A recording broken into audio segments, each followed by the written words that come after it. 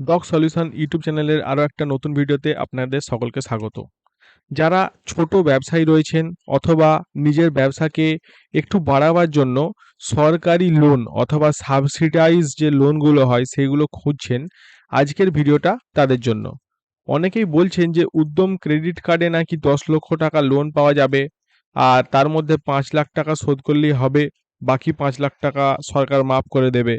তাই আজকে আমি একদম পরিষ্কারভাবে বলবো এই খবরের সত্যতা কতটা, কারা ব্যবসায়ী লোন পেতে পারেন, কি কি ডকুমেন্টস লাগবে, কিভাবে আবেদন করতে হবে এবং আপনারা কিভাবে নিজের লোন ফাইল প্রস্তুত করতে পারবেন।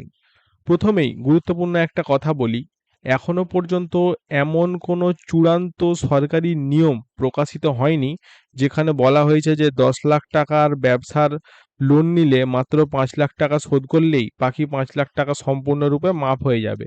তাই কেউ যদি আপনাকে বলে নিশ্চিত 10 লক্ষ টাকার লোন, অর্ধেক লোন অথবা আগে টাকা দিন তারপর অ্যাপ্রুভাল করিয়ে দেব, তাহলে এই বিষয়গুলোকে নিয়ে অবশ্যই আপনারা সতর্ক থাকবেন। কেন্দ্রীয় সরকারের পক্ষ থেকে উদ্যম রেজিস্ট্রেশন মাইক্রো এন্টারপ্রাইজদের জন্য কাস্টমাইজ ক্রেডিট কার্ড আনার কথা কিন্তু অনেকদিন থেকেই বলা হয়েছে। এই ক্রেডিট কার্ডের যে লিমিট সর্বোচ্চ 5 লাখ টাকা পর্যন্ত হওয়ার কথা বলা হয়েছে, কিন্তু এর সম্পূর্ণ অ্যাপ্লিকেশন প্রসেস, কোন ব্যাংক দেবে, কি কি শর্ত থাকবে, কতদিনে অ্যাপ্রুভাল হবে, এসব বিষয়ে চূড়ান্ত অপারেশনাল গাইডলাইন কিন্তু সব জায়গায় এখনো প্রকাশিত হয়নি। তাহলে ব্যবসার জন্য লোন নিতে চাইলে এখন কি করবেন?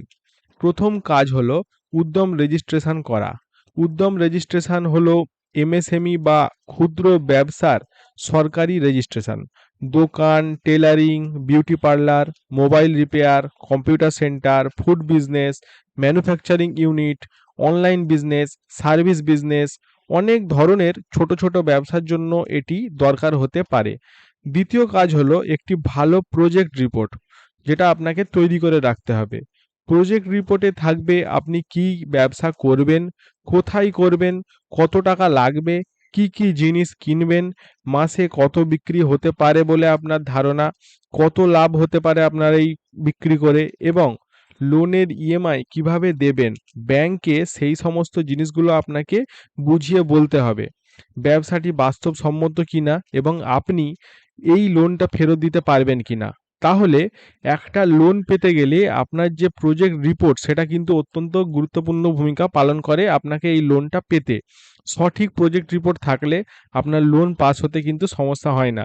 সেটা সরকারি লোন হোক, বেসরকারি লোন হোক, কোনো বেসরকারি প্রাইভেট ব্যাংক থেকে হোক, কোনো মাইক্রো ফাইন্যান্স থেকে হোক, যে কোনো জায়গায় আপনি যদি লোন করতে চান আপনার তাহলে একটা উপযুক্ত প্রজেক্ট রিপোর্ট থাকা কিন্তু অত্যন্ত গুরুত্বপূর্ণ।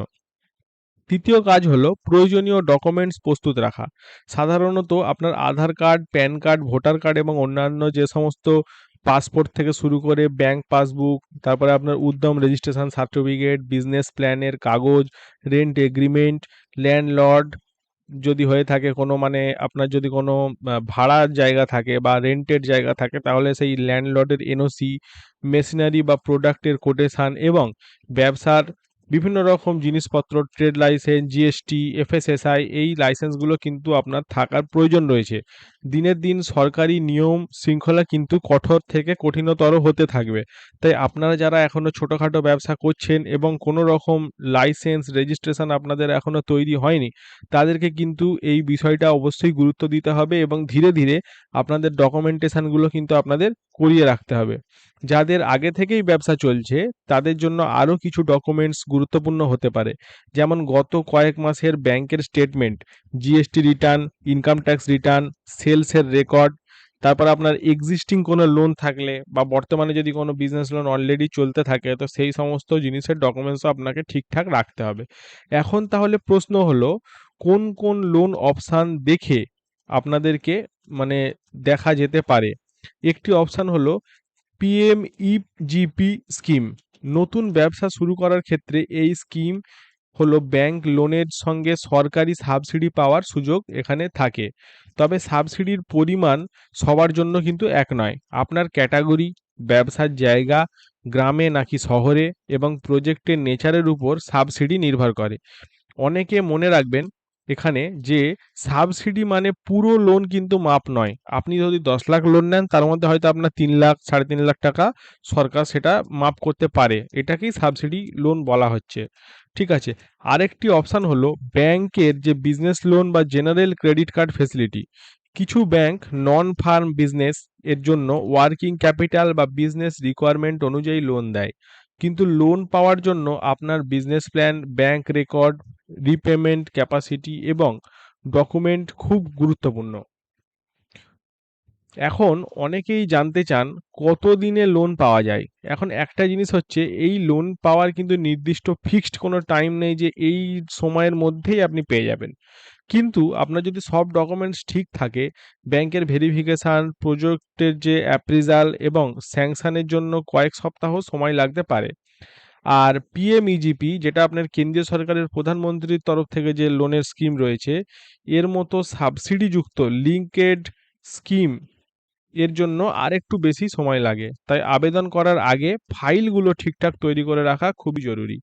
আমি আপনাদের একটি গুরুত্বপূর্ণ পরামর্শ দেব, কোনো এজেন্ট বা ব্যক্তিকে শুধু লোন স্যাংশন করিয়ে দেব এই কথায় কিন্তু টাকা দেবেন না।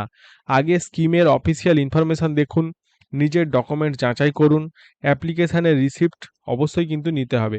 আপনি যদি ব্যবসার জন্য লোন নিতে চান, তাহলে উদ্যম রেজিস্ট্রেশন করাতে চান, প্রজেক্ট রিপোর্ট বানাতে চান, পিএমইজিপি বা বিজনেস লোনের জন্য ডকুমেন্ট ফাইল প্রস্তুত করতে চান, তাহলে আমাদের সঙ্গে যোগাযোগ করতে পারেন। আমরা আপনার এলিজিবিলিটি চেক করে প্রয়োজনীয় ডকুমেন্ট লিস্ট দিয়ে প্রজেক্ট রিপোর্ট এবং অ্যাপ্লিকেশন ফাইল প্রস্তুত করতে সাহায্য করি। তবে লোন অ্যাপ্রুভ হওয়া সম্পূর্ণরূপে কিন্তু আপনার প্রজেক্ট রিপোর্ট এবং আপনার বিজনেসের পরিস্থিতির উপর নির্ভর করে। ভিডিওটি যদি উপকারী হয়ে থাকে তাহলে লাইক করুন, শেয়ার করুন এবং চ্যানেলটি সাবস্ক্রাইব করতে ভুলবেন না। যদি কোনো রকম সার্টিফিকেশান, জিএসটি, ইএসআই এটা সেটা বিভিন্ন রকম যে সার্টিফিকেশানগুলো বিজনেসের জন্য প্রয়োজন হয় সেই সম্পর্কে জানতে চান, তাহলে আমাদের সঙ্গে দেওয়া নাম্বারে হোয়াটসঅ্যাপের মাধ্যমে যোগাযোগ করতে পারেন। ভিডিওটি শেষ পর্যন্ত দেখার জন্য আপনাদের সকলকে অসংখ্য ধন্যবাদ। আবার দেখা হচ্ছে নতুন কোনো ভিডিও টপিকে। ধন্যবাদ।